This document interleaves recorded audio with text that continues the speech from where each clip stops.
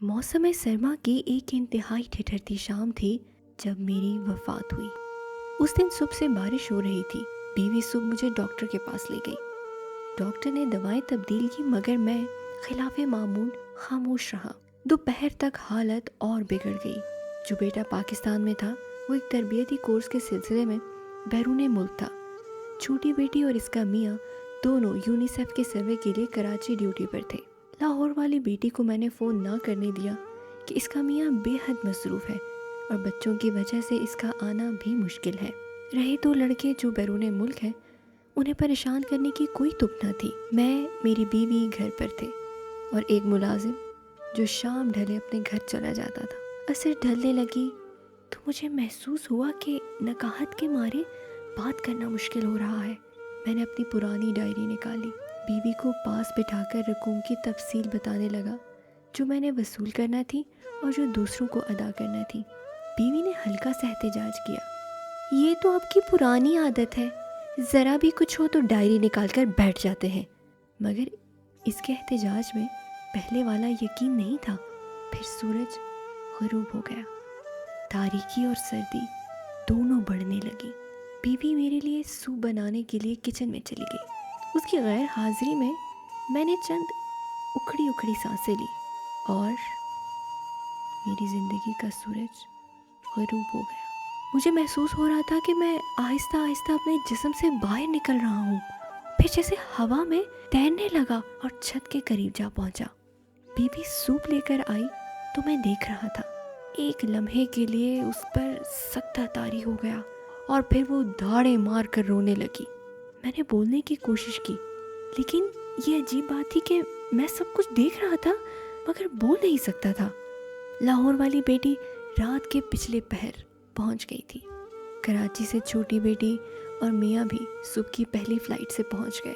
तीनों बेटे बैरून मुल्क थे। वो जल्द से जल्द भी आते तो 2 दिन लग जाने थे।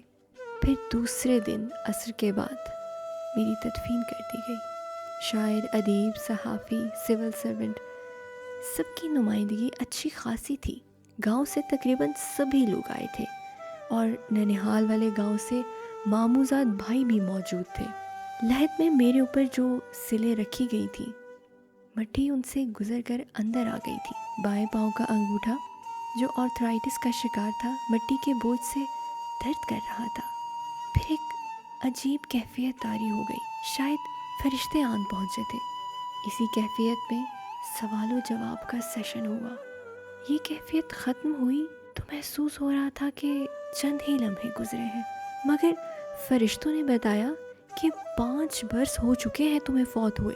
फिर फरिश्तों ने एक अजीब पेशकश की, हम तुम्हें कुछ अरसे के लिए वापस भेज रहे हैं। तुम वहाँ दुनिया में किसी को नज़र नहीं आओगे। घूम फिर कर अपने प्यारों को देख लो, फिर अगर तुमने कहा तो तुम्हें दोबारा नॉर्मल ज़िंदगी दे देंगे, वरना वापस आ जाना। मैंने ये पेशकश गनीमत समझी और हाँ कर दी। फिर एक मदहोशी की हालत छा गई और आँख खुली तो मैं अपनी गली में खड़ा था। आहिस्ता आहिस्ता कदम उठाता अपने घर की जानिब चला। रास्ते में कर्नल साहब को देखा। घर से बाहर खड़े थे, इतने ज़्यादा बूढ़े लग रहे थे, और ख्वाजा साहब बेगम के साथ वॉक करने निकल रहे थे। अपने मकान के गेट के पर पहुंच के मैं हैरान रह गया। मेरे नाम की तख्ती गायब थी और पोर्च में गाड़ी भी नहीं खड़ी। वफात से चंद हफ्ता पहले ही ताज़ा मॉडल की गाड़ी खरीदी तो धचका सा लगा कि गाड़ी कहाँ हो सकती है। बच्चों के पास तो अपनी अपनी गाड़ियाँ थी, तो फिर मेरी बीवी जो अब बेवा थी क्या गाड़ी के बगैर थी? दरवाज़ा खुला था। मैं सबसे पहले सीढ़ियाँ चढ़कर ऊपर लाइब्रेरी में गया।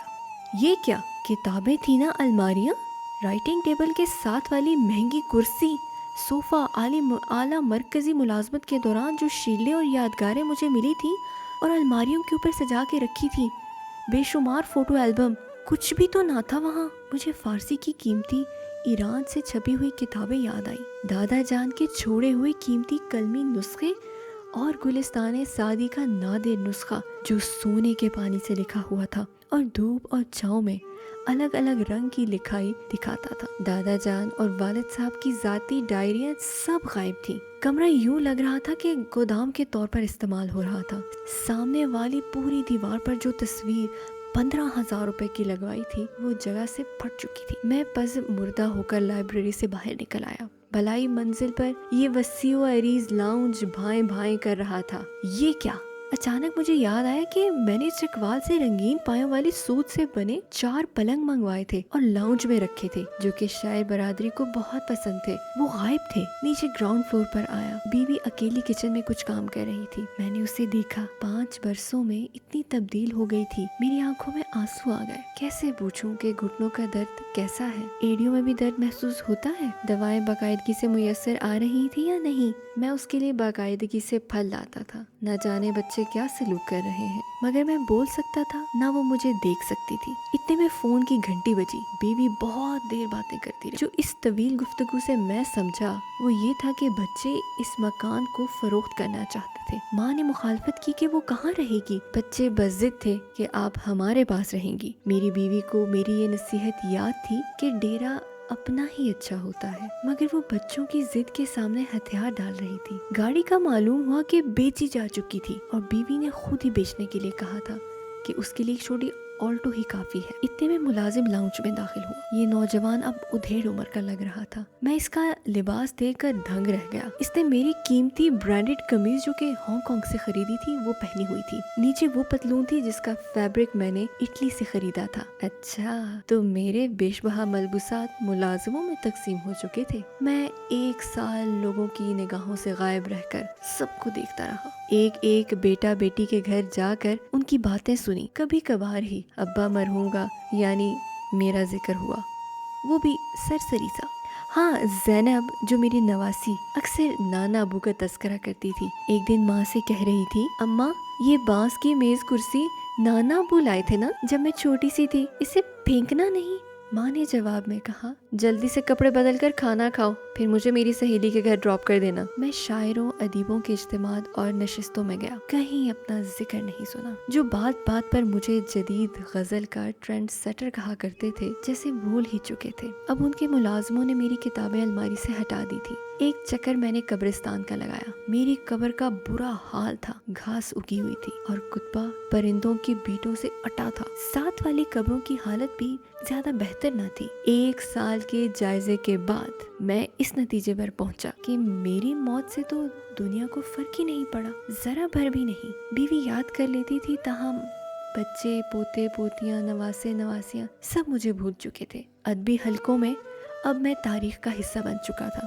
جب بڑے بڑے محکموں اور اداروں کا میں سربراہ تھا، وہاں ناموں والے پرانے بورڈ ہٹ چکے تھے۔ دنیا رواں دواں تھی، کہیں بھی میری ضرورت نہ تھی، گھر میں نہ باہر۔ پھر تہذیبی، معاشرتی اور اقتصادی تبدیلیاں تیزی سے آ رہی تھی اور آئی جا رہی تھی۔ ہوائی جہازوں کی رفتار 4 گنا تک بڑھ چکی تھی اور دنیا کا سارا نظام سمٹ کر موبائل فون کے اندر آ چکا تھا۔ میں ان جدید ترین موبائلوں کا استعمال ہی نہیں جانتا تھا۔